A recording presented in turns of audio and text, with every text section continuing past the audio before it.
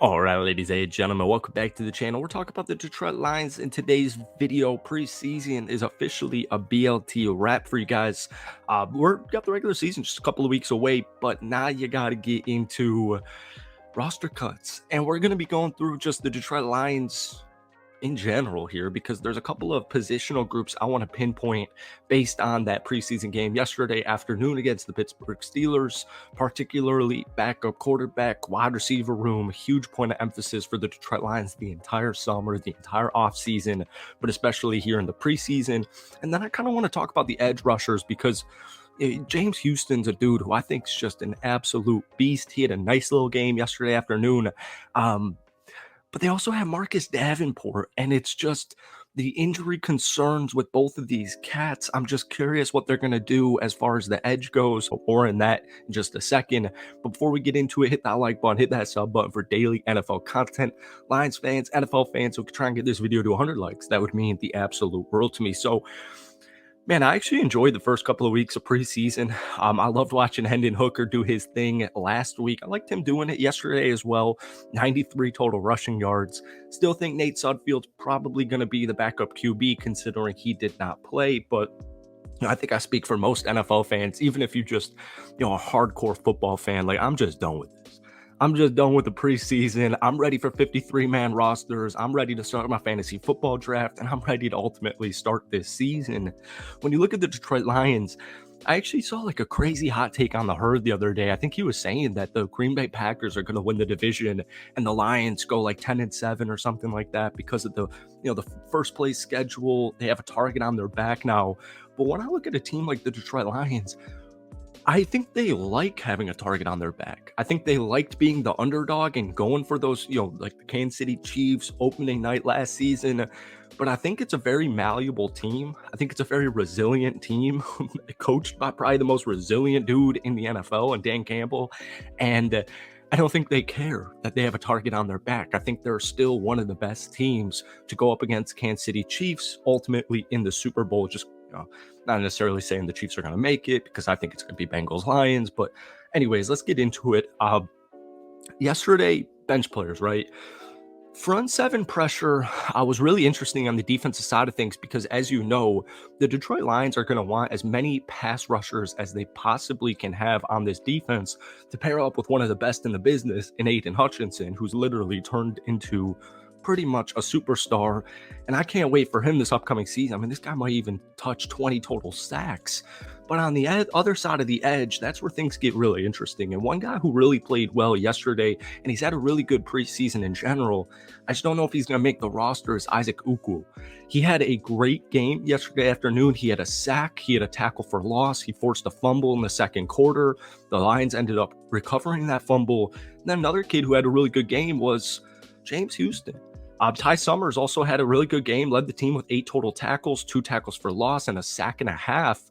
But then you have James Houston. He had 3 total tackles and a sack. Now, here's why I am a little concerned. I ultimately actually think they're probably going to keep James Houston. I don't think Isaac actually makes the roster because of a dude like James Houston. But when we look at the edge rushers right now, Aiden Hutchinson, Marcus Davenport, Josh Pascal, these guys are just automatic locks. And it's going to come down to, are they going to take 4 edge rushers? Are they going to take 5 edge rushers? But I saw a quote from Dan Campbell saying he admits James Houston roster spot's a hard decision. And folks, it's because we know what he can do. Rookie season, a couple of years ago, 8 sacks in only 7 football games. But since that season, 2 years ago, his career has just been devastated by injuries. He had an ankle injury in week 2 last season, pretty much missed the entire year, and came back in a little bit.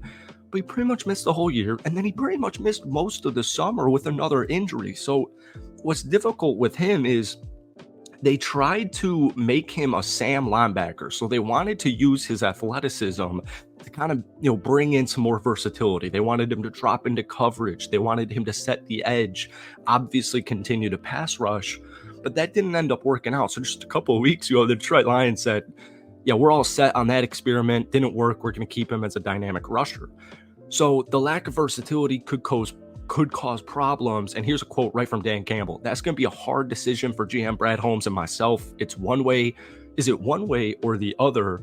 Because that's kind of what you're asking. Is it enough? And it's hard to say about that right now. So I still think, once again, James Houston makes the roster, but just having on the other edge, two guys, and Josh Pascal had a great preseason, by the way. I'm still extremely excited about his career. You go back, you watch the tape at him at Kentucky. This dude's a freaking beast. I wouldn't be surprised if he was the dude coming out of the defense, the entire defense, the Lions defensive breakout candidate choice. Like, it would not shock me in any way, shape, or form if it was Josh Pascal.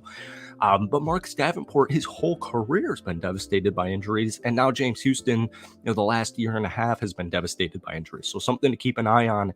And then finally, we have the wide receiver room.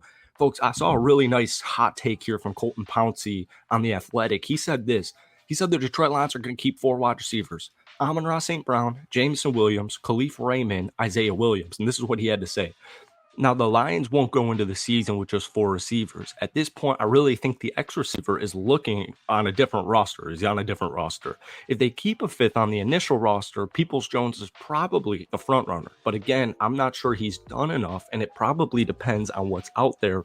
We'll see. So, folks, it's really interesting because, you guys traded for DPJ at the deadline last season. He didn't really have crazy impact, but then we go back 2 years ago to the Cleveland Browns, and this guy was almost a 1,000-yard receiver. The good news is Isaiah Williams looked like he's a lock to make this roster because, yesterday he only had 1 catch for 17 yards, but more of his impact was in the return game. 3 punt returns for 30 yards and then 1 kick return for 37 yards. Now, he did also miss a throw or a catch that bounced off his hands, was intercepted by the Steelers. And then you had Caden Davis, who led the team with only 2 catches for 27 yards. Donovan Peoples-Jones, he had 3 total targets, no catches, obviously no yards. But I have a hard time. We have to pay attention to roster cut day and see what else is out there. But I have a hard time imagining the Detroit Lions are just going to throw a curveball, cut DPJ, and then just try and find someone, in the waivers or free agency or what have you to be wide receiver number 5. I think DPJ makes the roster. I also think Isaiah Williams makes the roster. I don't think Tom Kennedy or Doris Fountain. I don't think DPJ. I don't even really think these guys, the last couple of preseason games have been a little underwhelming. So it's not a cause for concern. I'm a little concerned at how much reliance there is on paper on Amon-Ra St. Brown. But once again, Khalif Raymond, extremely solid, extremely consistent. We're all hoping for that breakout season from Jameson Williams. We can never forget about Sam Laporta.